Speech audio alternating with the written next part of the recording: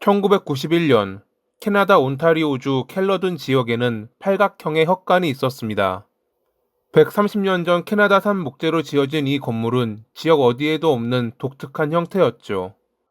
모서리가 없는 건물에는 악마가 숨을 곳이 없다라는 것이 이 헛간을 만든 이의 주장이었다고 합니다. 아마 그는 몰랐을 것입니다. 이 헛간에 사람의 탈을 쓴 악마가 방문할 줄은 말이죠.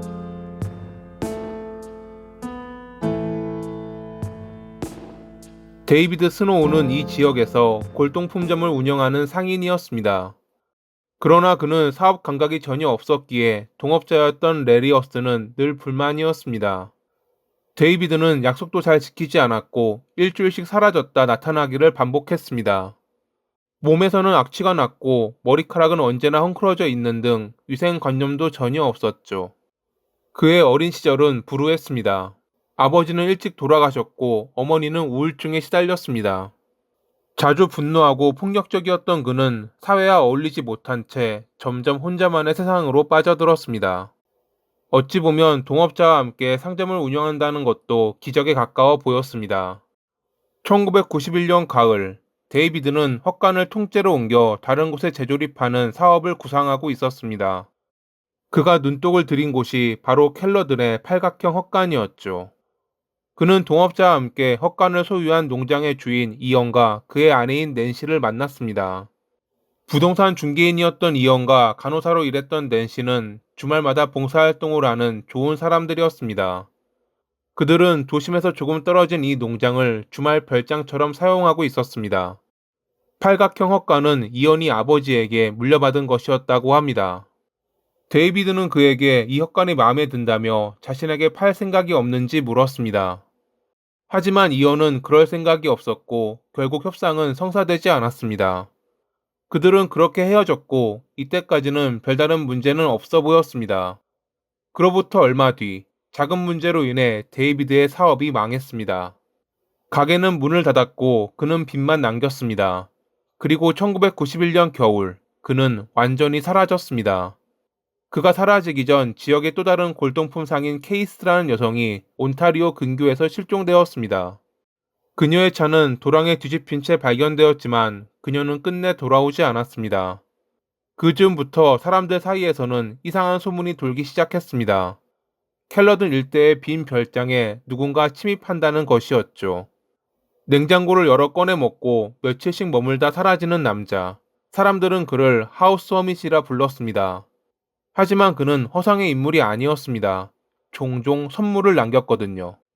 그는 자신의 배설물을 신문지에 정성스레 싸서 집안 구석에 두고 떠났습니다. 또한 군사장비 목록을 빼곡히 적은 종이를 남기기도 했습니다. 마치 자신이 전쟁놀이라도 하는 것처럼 말이죠. 1992년 3월 18일, 토론토에 살던 애플턴 부부는 켈러든의 별장을 방문했습니다. 오랜만에 왔기에 그들은 몰랐을 것입니다. 자신들의 별장에 하우스 허밋이 몰래 들어와 살고 있었다는 것을요. 그는 총으로 부부를 위협하고 토론토로 향하는 길에 그들을 인질로 삼았습니다. 이대로 가면 위험하다고 판단한 남편이 우릴 죽이려면 지금 여기서 죽여라 라고 말하자 하우스 허밋은 당황한 듯 그들을 놓아주고 달아났습니다. 하지만 그들의 차에는 그의 지문이 남았고 부부는 그의 얼굴을 기억했습니다. 이를 토대로 확인한 결과 하우스 허밋의 정체는 작년 겨울에 사라졌던 데이비드라는 것이 밝혀졌죠. 1992년 4월 7일, 한가로웠던 이날 이언은 농장의 수도가 걱정돼 잠시 들렀습니다. 그런 그를 맞이한 건 낯익은 얼굴의 데이비드였습니다. 이언은 그 자리에서 제압당했습니다. 그는 총으로 머리를 맞았고 손발이 묶였습니다. 그 후 데이비드는 그의 아내 낸시에게 전화를 걸어 농장으로 유인했습니다. 그녀가 농장에 나타나자 그는 머리를 공격해 기절시켰고 성적으로 괴롭힌 뒤 살해했습니다. 그 뒤 그는 이언에게 운전을 시켜 토론토에 있는 그의 집으로 이동했습니다. 그리고 자신의 목적을 이루자 그 역시 살해했죠. 데이비드는 아무 일도 없다는 듯이 그의 집에서 사진기 등 돈 될 만한 물건들을 챙겼고 그날 저녁 밴쿠버로 가는 기차에 올랐습니다. 그로부터 며칠 뒤 이언과 낸시의 아들이 그들의 집을 방문했습니다. 문 앞에는 우편물이 쌓여 있었고 집 안은 조용했으며 부모님은 보이지 않았습니다. 주변을 살펴보던 그의 눈에 들어온 부모님의 차. 그는 불안한 마음으로 트렁크를 열었고 사망해 있는 부모님을 발견해 경찰에 신고했습니다. 언론은 이 끔찍한 사건의 범인을 코티지 킬러라 불렀습니다.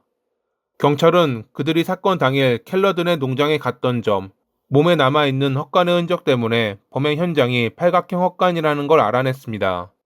그리고 현장에서 데이비드가 늘 별장에 남기던 선물, 인간의 배설물이 들어있는 신문지 더미가 발견됐죠. 그 옆에는 군사 장비 목록이 적힌 종이들도 함께 있었습니다. 경찰은 하우스 허밋인 데이비드와 코티지 킬러가 동일 인물일 가능성이 높다고 판단했습니다. 그가 살던 오렌지빌의 집을 수색한 결과 경찰은 여러 단서를 발견할 수 있었습니다. 다락방에는 침낭과 쓰레기, 여성의 신체 부위를 분류해 놓은 파일들, 그리고 팔각형 헛간의 사진이 벽에 붙어 있었습니다. 그제야 경찰은 그가 코티지 킬러라는 것을 확신했다고 합니다. 1992년 여름, 그는 밴쿠버에서 다시 모습을 드러냈습니다. 6월 29일, 한 의류 매장에서 한 여성이 옷도 제대로 입지 못한 채 거리로 도망쳐 나왔습니다. 그녀는 자신이 결박당하고 성적으로 괴롭힘 당했다고 주장했는데 확인 결과 범인은 데이비드였습니다. 7월 초, 그는 또 다른 여성을 숲으로 데려가 며칠 동안 묶어두고 성적으로 괴롭혔습니다. 그는 사람을 마치 물건처럼 다뤘습니다. 그가 있던 자리에는 쓰레기와 배설물, 그리고 고통만이 남았습니다. 7월 11일, 그는 한 비디오 가게에 나타나 여성 직원과 그의 상사를 위협했습니다. 그리고 그는 여성 직원을 끌고 숲속으로 향했습니다. 하지만 이번에는 경찰이 빠르게 대응했습니다. 헬기와 경찰견까지 투입됐고 곧 여성 직원과 근처에서 또 다른 피해자를 발견할 수 있었죠. 그들이 도착했을 때 이미 데이비드는 달아난 뒤였습니다. 그날 저녁, 밴쿠버의 한 레스토랑에서 가게 문을 잠그던 캐시는 등 뒤에서 느껴지는 서늘한 감각에 굳어버렸습니다. 그녀의 뒤에는 총을 든 데이비드가 있었는데 그녀는 그를 알아보았습니다. 얼마 전 뉴스에서 보았던 인물이었거든요. 그가 저지른 범행을 알기에 그녀는 그의 지시대로 순순히 가게 밖으로 나왔습니다. 그 순간 순찰하던 경찰이 그들을 발견합니다. 경찰이 다가가자 데이비드는 바로 도주했지만 얼마 안 가 따라잡히며 체포됐습니다. 그렇게 수개월 동안 일대를 공포에 빠뜨린 하우스 허밋의 악몽은 끝이 났습니다. 구속된 뒤에도 그는 동료 수감자에게 자신의 범행을 자랑했다고 합니다. 그는 자신의 범행을 후회하지 않았습니다. 다음번엔 더 잘할 수 있다 라는 말까지 했죠. 심리 검사 결과 성도착증, 반사회적 인격장애, 자기애적 성향을 가진 인물로 진단됐습니다. 1992년과 1997년에 유죄 판결을 받았던 그는 위험한 범죄자로 지정되었습니다. 이는 강력범죄를 반복적으로 저지르는 자에게 적용되는 것으로 가석방 없는 종신형과 동일한 효과가 있으며 당사자가 직접 더 이상 사회에 위협이 되지 않는다는 것을 입증해야 사회로 나올 수 있다고 합니다. 그의 집에서 발견된 지도에는 온타리오 일대의 여러 장소가 표시되어 있었습니다.